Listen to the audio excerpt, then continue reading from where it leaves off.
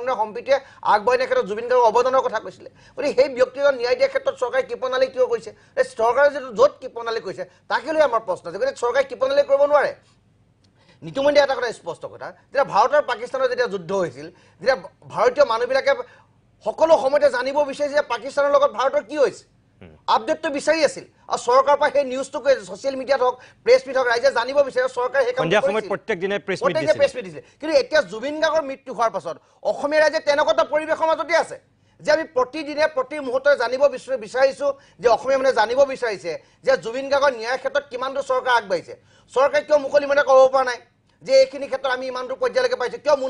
মুন্না গুপ্তা যিজন SIDৰ বিষয়ববীয়া তেখেতে কিয় মুকলি মনে ক'ব পৰা নাই যে আমি এইখিনি পৰ্যায় পাইছোঁ কি এইখিনি পৰ্যায় আমি কাম কৰিছোঁ আৰু অলপ কৰিবলৈ আছে অসমীয়া ৰাইজে ধৈৰ্য দিয়ক এই কথাবিলাক নকয় তেওঁ মৃত্যুৰ কথাও নকয় তদন্তৰ কথাও নকয় ছিংগাপুৰৰ কথাও নকয় আৰু তেখেতলোকে এই যে শেখৰজ্যোতি গোস্বামী বোলা ল'ৰাটো এই তেখেতলোকে যেতিয়া তেওঁ ছিংগাপুৰৰ পৰা আহিল অহাৰ পিছত তেখেতৰ প্ৰেছ মিট দিবলৈ সুবিধা দিলে মিডিয়াৰ আগত কথা ক'বলৈ সুবিধা দিলে চব বস্তু মচিবলৈ সুবিধা দিলে তাৰপৰা তেওঁ লেপটপ জব্দ কৰি আনিছে এই ধৰণৰ কথা বতৰা নচলিব জুবিন গাৰ্গক লৈ ৰাজনীতি হোৱাটো অসমীয়া ৰাইজে নিবিচাৰে আৰু জুবিন গাৰ্গক লৈ ৰাজনীতি যদি কোনোবাই কৰিব বিচাৰে যে তেখেতে মূৰ্খৰ চক্ৰত বাস কৰিছে এইটো এটা সাধাৰণ মৃত্যু বুলি অসমীয়া ৰাইজে ধৰি ল'ব পৰা নাই অসমীয়া ৰাইজে চব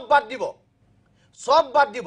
জাতি জনগোষ্ঠী মানে সব কথাই বাদ দিব এতিয়া সকলে এটা কথাই ভাবিছে যে জুবিন গাৰ্গৰ মৃত্যুৰ ন্যায়িক তদন্ত কেতিয়া ৰাইজৰ আগত উপস্থাপন কৰিব চৰকাৰে যেতিয়া কৃপণালী কৰে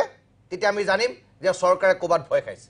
চৰকাৰ ক'বাত এটা বিন্দুত তেখেতলোক ক'বাত জড়িত হৈ আছে নহ'লে কিয় এজন মানুহৰ মৃত্যুৰ কথাটো মুকলি মনে ক'ব পৰা নাই নে শ্যামকানু মহন্তক বচাবৰ কাৰণে এই কামবিলাক কৰিছে নি শ্যামকানু মহন্তৰ কোন হয় শ্যামকানু মহন্তৰ লগত চৰকাৰ কি মিটিয়ালি আছে যাৰ কাৰণে এই কথা বতৰালে মুকলি মনে উলিয়াই দিব পৰা নাই সিদ্ধাৰ্থ শৰ্মা এটা বনিয়া সেই বনিয়াটোক বচাবৰ কাৰণে ইমানখিনি কুচকাৱাজ কিয় ইমানখিনি এই ধৰণৰ বিষয়বস্তুৰ মাজত মানুহ কিয় সন্ধান কৰি ৰাখিছে আমাৰ এটাই কথা কিন্তু বিজেপিৰ সদস্য আছিল আকৌ যুৱ মৰ্চাৰ তেওঁ এক্সিকিউটিভ মেম্বাৰ আছিল বিজেপি এতিয়া বিজেপি কংগ্ৰেছ AGP আমি সেইবোৰ নাজানো যে সিদ্ধাৰ্থ শৰ্মা এটা বনিয়া এটা দালাল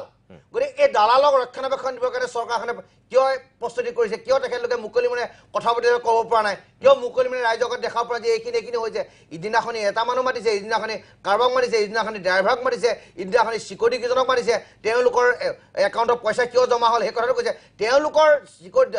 জুবিন দাই নিজেই কৈছিলে যে মই পইচা মোৰ বৰাদা আৰু চিকিউৰিটিজনৰ বেংক একাউণ্ট লওঁ সেই কথা জুবিন দাই কৈছিলে চবেই জানে সেইকেইজনে পইচা সৰলকি কৰা নাই পইচা যি সৰলকি কৰিলে তাৰ ক্ষেত্ৰত বিহিত ব্যৱস্থা কিয় গ্ৰহণ কৰা নাই পইচা যি সৰলকি কৰিলে তাৰ ওপৰত বিহিত ব্যৱস্থা গ্ৰহণ নকৰে আৰু চাকৰিয়াল কেইজনৰ পাছত কনিষ্টবল কেইজনৰ পাছত দাদাগিৰি খটাই লাভ আছে নেকি যে কনিষ্টবল কেইজন জুবিন দাই নিজেই কৈছে যে একেলোকৰ একাউণ্টত মই পইচা সকলোকে দিবলৈ সুবিধা হয় বৰাদা বৈশ্যদা মোৰ ঘৰৰ মানুহৰ আগতে কৈ থৈছে কিন্তু মুকলি মনে অসমৰ ৰাইজে জানে তেখেতলোকক চাকৰিৰ পৰা নিলম্বন কৰি তেখেতলোকক জেল হাউচলৈ প্ৰেৰণ কৰি কিবা লাভ আছে নেকি যদি জেল হাউচলৈ প্ৰেৰণ কৰিব লাগে যদি ন্যায়িক দিব লাগে তে সিদ্ধাৰ্থ শৰ্মাৰ সম্পত্তি সকলো চিজ কৰি তেখেতৰ ওপৰত কি ব্যৱস্থা লৈছে তাৰ ক্ষেত্ৰত কিয় নকয় মৃত্যুৰ তদন্তৰ কথা তেখেতলোকে নকয় কিন্তু জুবিন গাৰ্গক যে খুলি যে খালে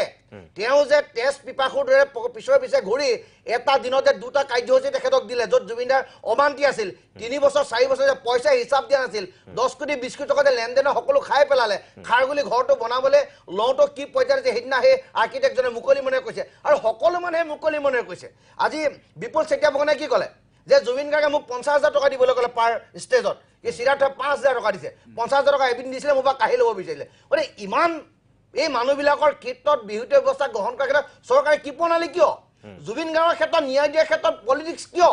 জুবিন গাৰ্গ অসমীয়া জাতিৰ হিয়াৰ আমঠু প্ৰাণৰ স্পন্দন এই হিয়াৰ আমঠু প্ৰাণৰ স্পন্দনৰ ন্যায় ক্ষেত্ৰত চৰকাৰৰ কৃপণালী কিয় সেই ক্ষেত্ৰত ৰাইজৰ প্ৰশ্ন হৈছে যদি অসমৰ মুখ্যমন্ত্ৰীজনে এইখন চৰকাৰে যদি এই বিধি ব্যৱস্থাৰ মাজেৰে যদি এটা ট্ৰেন্সপাৰেন্সি কৰি সকলো কথা ৰাইজক জনাই দিব পাৰে ৰাইজ আনন্দৰে থাকিব দীপাৱলী আজি অসমৰ ৰাইজে এটা কথা কৈছে যে দীপাৱলী আপোনালোকে ফটকা নুফুটাব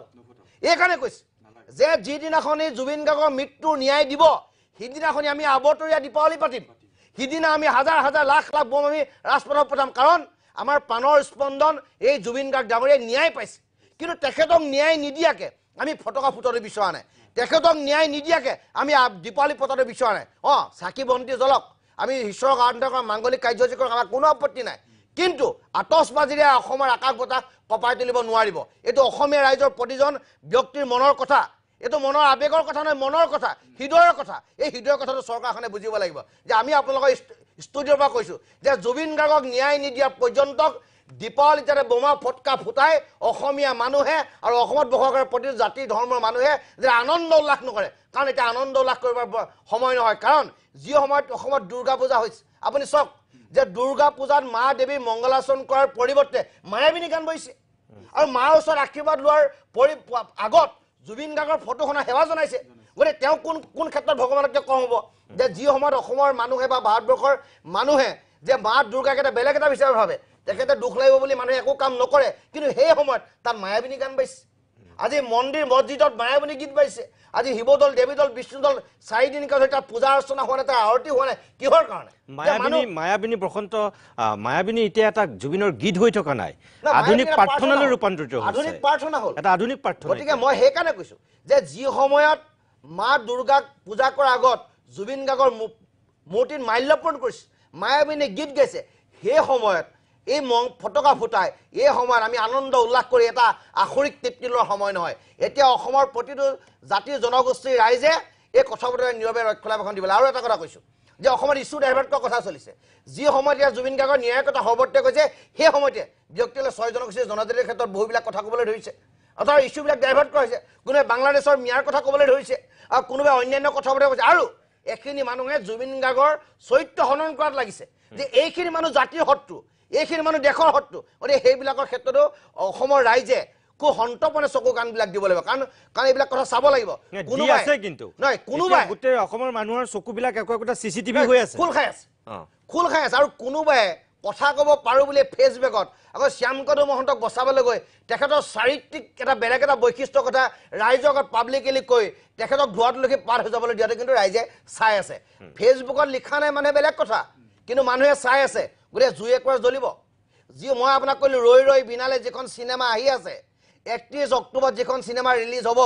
মানুহে যিদিনাখনি চকুৰ পানী টুকি হলৰ পৰা ওলাব তাৰ পিছৰ পৰিৱেশটো অকণমান বেলেগ হ'ব কাৰণ জীৱিত অৱস্থাত জুবিন গাৰ্গক দেখাৰ দৰে লাগিব আৰু সেই চিনেমাখনৰ সকলো চৰিত্ৰ তেওঁৰ জীৱনক লৈ মিলিছে সাগৰত জপিয়ালৈকে তেওঁ এই পৃথিৱীৰ পৰা যোৱালৈকে সকলো কথাবিলাক সেই চিনেমাখনৰ জৰিয়তে কৈ থৈ গৈছে গতিকে এই কথাবতৰাবিলাক আছে ৰাইজে গোটেই কথাবিলাক চাই আছে আৰু অসমীয়াই যুৰ্বক নহয় সব কথা বাদ দিলে ৰাজনৈতিক কথাবিলাক থৈ দিলে কোনে কাক কি দিছে কোনে কাক কি দিয়া নাই কংগ্ৰেছে কি কৈছে বিজেপিয়ে কি কৈছে ৰাইজৰ দলে কি কৈছে আমাৰ লুইনজ্যোতি গগৈ ডাঙৰীয়াই কি কৈছে এই কথাবিলাক বাদ দিছে এতিয়া ৰাইজে চাইছে